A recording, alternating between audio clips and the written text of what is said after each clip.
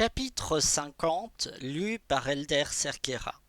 De la spirituelle altercation qu'eurent Don Quichotte et le chanoine, ainsi que d'autres événements. Voilà parbleu qui est bon, répondit Don Quichotte.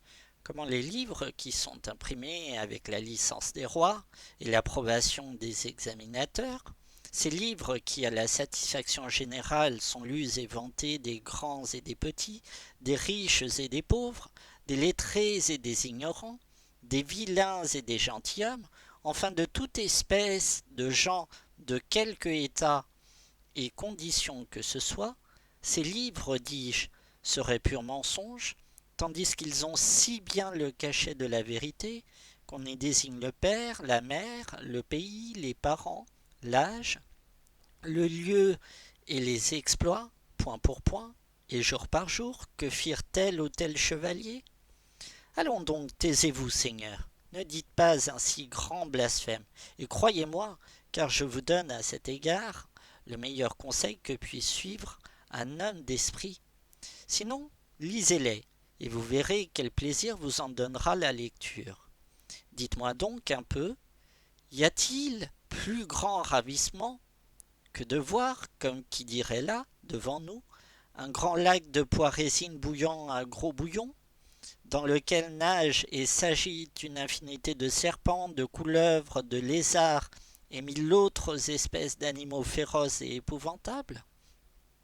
Tout à coup, du fond de ce lac, sortit une lamentable voix qui dit « Toi, chevalier, qui que tu sois, qui es à regarder ce lac effroyable, si tu veux obtenir le trésor qu'il cache sous ses noires eaux, montre la valeur de ton cœur invincible, jette-toi au milieu de ce liquide enflammé. Si tu ne le fais pas, tu ne seras pas digne de voir les hautes et prodigieuses merveilles que renferment les 7 châteaux des 7 fées qui gisent sous cette noire épaisseur. » Le chevalier n'a pas encore achevé d'entendre la voix redoutable, que déjà, sans entrer en calcul avec lui-même, sans considérer le péril qu'il affronte, sans même se dépouiller de ses armes pesantes, mais en se recommandant à Dieu et à sa dame, il se précipite tête baissée au milieu du lac bouillonnant, et, quand il se doute le moins de ce qu'il va devenir, le voilà qu'il se trouve au milieu d'une campagne fleurie à laquelle les Champs-Élysées n'ont rien de comparable. Là, il lui semble que l'air est plus transparent, que le soleil brille d'une clarté nouvelle. Un bois paisible s'offre à sa vue.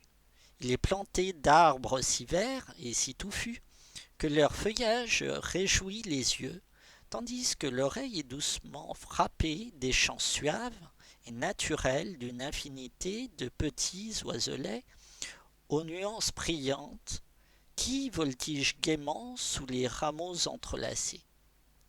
Ici se découvre un ruisseau dont les eaux fraîches, semblables à un liquide cristal, courent sur une fine arène et de blancs cailloux qui paraissent un lit d'or criblé de perles orientales. Là, il aperçoit une élégante fontaine, artistement formée de jaspe, aux 1000 couleurs et de marbre poli. Plus loin, il en voit une autre, élevée à la façon rustique, où les fins coquillages de la moule et les tortueuses maisons blanches et jaunes de l'escargot, ordonnées sans ordre et mêlées de brillants morceaux de cristal, forment un ouvrage varié où l'art imitant la nature semble la vaincre cette fois. De ce côté, paraît tout à coup un formidable château fort ou un élégant palais dont les murailles sont d'or massif, les créneaux de diamants, les portes de hyacinthe et finalement dont l'architecture est si admirable que bien qu'il ne soit formé que d'or, de diamants, d'escarboucles, de rubis, de perles et d'émeraudes, la façon toutefois est plus précieuse que la matière. Et que peut-on désirer de plus quand on a vu cela que de voir sortir par la porte du château un grand nombre de damoiselles dont les riches et galantes parures sont telles que si je me mettais à les décrire, comme font les histoires, je n'aurais jamais fini. Aussitôt, celle qui paraît la principale de la troupe vient prendre par la main l'audacieux chevalier qui s'est jeté dans les flots bouillants du lac et le conduit sans dire un mot dans l'intérieur de la forteresse ou du palais. Après l'avoir déshabillé, nu comme sa mère l'a mis au monde, elle le baigne dans des eaux tièdes, le frotte d'onguents de senteur et le revêt d'une chemise de fine percale, toute parfumée d'odeurs exquises. Puis une autre damoiselle survient qui lui jette sur les épaules une tunique qui vaut au moins, à ce qu'on dit, une ville tout entière, et même davantage. Quoi de plus charmant quand on nous compte ensuite qu'après cela, ces dames le mènent dans une autre salle, où il trouve la table mise avec tant de magnificence qu'il en reste tout ébahi. Quand on lui verse sur les mains une eau toute distillée d'ambre et de fleurs odorantes, quand on lui offre un fauteuil d'ivoire, quand toutes les damoiselles le servent en gardant un merveilleux silence, quand on lui apporte tant de mets variés et succulents que l'appétit ne sait tout choisir et tendre la main, quand on entend la musique qui joue tant qu'il mange, sans qu'on sache ni qui l'a fait ni d'où elle vient, et quand enfin, lorsque le repas est fini et le couvert enlevé, lorsque le chevalier nonchalamment penché sur le dos de son fauteuil et peut-être à se curer les dents selon l'usage, voilà que tout à coup la porte s'ouvre et laisse entrer une autre damoiselle plus belle que toutes les autres, qui vient s'asseoir auprès du chevalier et commence à lui raconter quel est ce château et comment elle y est enchantée, avec une foule d'autres choses qui étonnent le chevalier et ravissent les lecteurs qui sont à lire son histoire. Je ne veux pas m'étendre davantage sur ce sujet, mais de ce que j'ai dit, on peut inférer que quelques pages qu'on ouvre de quelque histoire de chevalier errant que ce soit, elle causera sûrement plaisir et surprise à quiconque la lira. Que votre grâce m'en croie, lisez ces livres, ainsi que je vous l'ai dit, et vous verrez comme ils chasseront la mélancolie dont vous pourriez être atteint, et comme ils guériront votre mauvaise humeur, si par hasard vous l'avez mauvaise. Quant à moi, je peux dire que, depuis que je suis chevalier errant, je me trouve valeureux, libéral, poli, bien élevé, généreux, affable, intrépide, doux, patient, souffrant, avec résignation, les fatigues, les douleurs, les prisons, les enchantements, et quoiqu'il y ait si peu de temps que je me suis vu enfermé dans une cage comme un fou, je pense que, par la valeur de mon bras, si le ciel me favorise et que la fortune ne me soit pas contraire, je me verrai sous peu de jours roi de quelque royaume, où je pourrai montrer la gratitude et la libéralité dont mon cœur est pourvu. Car par ma foi, Seigneur, le pauvre est hors d'état de faire voir sa vertu de libéralité, en quelque degré qu'il la possède, et la reconnaissance qui ne consiste que dans le désir est chose morte, comme la foi dans les œuvres, comme la foi sans les œuvres. Voilà pourquoi je voudrais que la fortune m'offrît bientôt quelque occasion de devenir empereur, pour que mon cœur se montrât tel qu'il est par le bien que je ferais à mes amis, surtout à ce pauvre Sancho Panza, mon écuyer, qui est le meilleur homme du monde. Oui, je voudrais lui donner un comté que je lui ai promis il y a plusieurs jours, mais je crains seulement qu'il n'ait pas toute l'habileté nécessaire pour bien gouverner ses États. Sancho entendit ces dernières paroles de son maître et lui répondit sur-le-champ. Travaillez, seigneur Don Quichotte, à me donner ce comté autant promis par votre grâce qu'attendu par moi, et je vous promets que l'habileté ne me manquera pas pour le gouverner. Si elle me manque, j'ai ouï dire qu'il y a des gens qui prennent en fermage les seigneuries des seigneurs. Ils leur donnent tant par an de revenus et se chargent des soins du gouvernement. Et le seigneur reste les bras croisés, touchant et dépensant la rente qu'on lui paye, sans prendre souci d'autre chose. C'est justement ce que je ferais. Au lieu de me rompre la cervelle, je me désisterais de l'emploi et je jouirais de mes rentes comme un duc, sans me soucier du qu'en dira-t-on. Ceci, mon frère Sancho, dit le chanoine, s'entend fort bien quant à la jouissance du revenu, mais non quant à l'administration de la justice qui n'appartient qu'au seigneur de la seigneurie. C'est là que sont nécessaires l'habileté et le droit jugement, et surtout la bonne intention de rencontrer juste, car si celle-là manque dans le principe, les moyens et la fin iront tout de travers. Aussi Dieu a-t-il coutume de donner son aide au bon désir de l'homme simple, et de le retirer au méchant désir de l'homme habile. Je n'entends rien à toutes ces philosophies, reprit Sancho, mais ce que je sais, c'est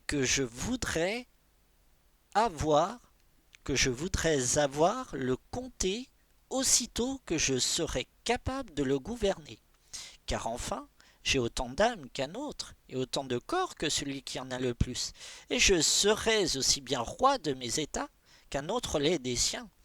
Et l'étant, je ferais tout ce que je voudrais, et faisant ce que je voudrais, je ferais à mon goût, et faisant à mon goût, je serais absent, je serais content. Et quand on est content, on n'a plus rien à désirer. Et quand on n'a plus rien à désirer, tout est fini. Adieu donc, que le comté vienne et que Dieu vous bénisse. Et au revoir, bonsoir, comme dit un aveugle à son camarade. Ce ne sont pas là de mauvaises philosophies, comme vous dites, Sancho, reprit le chanoine. Mais, cependant, il y a bien des choses à dire sur ce chapitre des comtés. Je ne sais trop ce qui reste à dire, interrompit Don Quichotte. Seulement je me guide sur l'exemple que m'a donné le grand Amadis de Gaulle, lequel fit son écuyer comte de l'île Ferme. Ainsi je puis bien, sans scrupule de conscience, faire comte Sancho Panza, qui est un des meilleurs écuyers qu'ait jamais eu chevalier errant. Le chanoine resta confondu des extravagances raisonnables, si l'extravagance admet la raison, qu'avait dit Don Quichotte, de la manière dont il avait dépeint l'aventure du chevalier du lac, de l'impression profonde qu'avaient faite sur son esprit les rêveries mensongères des livres qu'il avait lus, et finalement de la crédulité de Sancho qui soupirait avec tant d'ardeur après le comté que son maître lui avait promis. En ce moment, les valets du chanoine, revenant de l'hôtellerie, amenaient le mulet aux provisions. Ils dressèrent la table avec un tapis étendu sur l'herbe de la prairie, et tous les convives, s'étant assis à l'ombre de quelques arbres, dînèrent en cet endroit pour que le bouvier ne perdît pas, comme on l'a dit, la commodité du pâturage. Tandis qu'ils étaient paisiblement à manger, ils entendirent tout à coup le bruit aigu d'un sifflet qui partait d'un massif de ronces et de broussailles dont ils étaient proches. Et presque au même instant, ils virent sortir de ces broussailles une jolie chèvre qui avait la peau toute mouchetée de noir, de blanc et de fauve. Derrière elle venait un chevrier qui l'appelait de loin, en lui disant les mots à leur usage pour qu'elle s'arrêtât et rejoignît le troupeau. La bête fugitive accourut tout effrayée vers les voyageurs, comme pour leur demander protection, et s'arrêta près d'eux. Le chevrier arriva, la prit par les cornes, et comme si elle eût été douée d'intelligence et de réflexion, il lui dit: Ah, montagnarde, ah, bariolé, et qu'avez-vous donc depuis quelques jours à ne plus marcher qu'à cloche-pied? Quelle mouche vous pique, ou quel loup vous fait peur, ma fille? Ne me direz-vous pas ce que c'est, mignonne? Mais qu'est-ce que ce peut être, sinon que vous êtes femelle, et que vous ne pouvez rester en repos? Maudite soit votre humeur et l'humeur de toutes celles que vous imitez. Revenez, revenez, mamie. Si vous n'êtes pas aussi joyeuse, au moins vous serez plus en sûreté dans la bergerie et parmi vos compagnes. Car si vous, qui devez les guider et les diriger, vous allez ainsi, sans guide et sans direction, qu'est-ce qu'il arrivera d'elles? Les paroles du chevrier réjouirent fort ceux qui les entendirent, notamment le chanoine qui lui dit: Par votre vie, frère, calmez-vous un peu, et ne vous hâtez pas tant de ramener cette chèvre au troupeau. Puisqu'elle est femelle, comme vous dites, il faut bien qu'elle suive son instinct naturel. Quelques efforts que vous fassiez pour l'en empêcher. Tenez, prenez ce morceau et buvez un coup. Vous apaiserez votre colère et la chèvre s'en reposera d'autant. En disant cela, il lui tendait avec la pointe du couteau un rable de lapin froid. Le chevrier prit, remercia, but, s'adoucit et dit ensuite: je ne voudrais pas vraiment que pour m'avoir entendu parler avec tant de sérieux à ce petit animal, vos grâces me prissent pour un imbécile, car en vérité il y a bien quelque mystère sous les paroles que j'ai dites. Je suis un rustre, mais pas tant, néanmoins que je ne sache comment il faut s'y prendre avec les gens et avec les bêtes. Je le crois bien vraiment, répondit le curé, car je sais déjà, par expérience, que les bois nourrissent des poètes et que les cabanes de bergers abritent des philosophes. Du moins, Seigneur, répliqua le chevrier, elles recueillent des âmes devenues sages à leurs dépens. Pour que vous croyiez à cette vérité et que vous la touchiez du doigt, je veux, bien qu'il semble que je m'invite sans être prié, si cela toutefois ne vous ennuie pas et que vous consentiez à me prêter un moment d'attention, je veux, dis-je, vous conter une aventure véritable et qui viendra en preuve de ce qu'a dit ce seigneur montrant le curé et de ce que j'ai dit moi-même. Don Quichotte répondit sur-le-champ: Comme ceci m'a l'air d'avoir je ne sais quelle ombre d'aventure de chevalerie, pour ma part, frère, je vous écouterai de grand cœur, et c'est ce que feront aussi ces messieurs parce qu'ils sont gens d'esprit et fort amis des nouveautés curieuses qui étonnent, amusent et ravissent les sens, comme je ne doute pas que va faire votre histoire. Commencez donc, mon ami, nous vous écoutons tous. Je retire mon enjeu, s'écria Sancho. Pour moi, je vais au ruisseau avec ce pâté, dont je pense me saouler pour 3 jours, car j'ai ouï dire à monseigneur Don Quichotte qu'un écuyer de chevalier errant doit manger, quand il en trouve l'occasion, jusqu'à n'en pouvoir plus, parce qu'il pourrait bien lui arriver d'entrer par hasard dans une forêt si inextricable qu'il ne puisse trouver de 6 jours à en sortir. Et ma foi, si le pauvre homme ne va pas bien repu, ou le bisac bien rempli, il pourrait fort bien rester là, comme il lui arrive maintes et maintes fois, devenu chair de momie. Tu es toujours pour le positif, Sancho, lui dit Don Quichotte. Va-t'en où tu voudras, et mange ce que tu pourras. Moi j'ai déjà l'estomac satisfait, et il ne me manque plus que de donner à l'âme sa collation, comme je me la donnerais en écoutant l'histoire de ce brave homme. Nous la donnerons aussi à toutes nos âmes, ajouta le chanoine, et il pria sur-le-champ le chevrier de commencer le récit qu'il venait de leur promettre.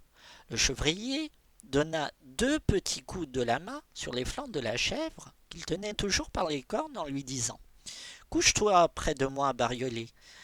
Nous avons du temps de reste pour retourner à la bergerie. » On aurait dit que la chèvre l'eût entendu, car, dès que son maître se fut assis, elle se coucha fort paisiblement à ses côtés, et le regardant au visage, elle faisait croire qu'elle était attentive à ce que disait le chevrier, lequel commença son histoire de la sorte.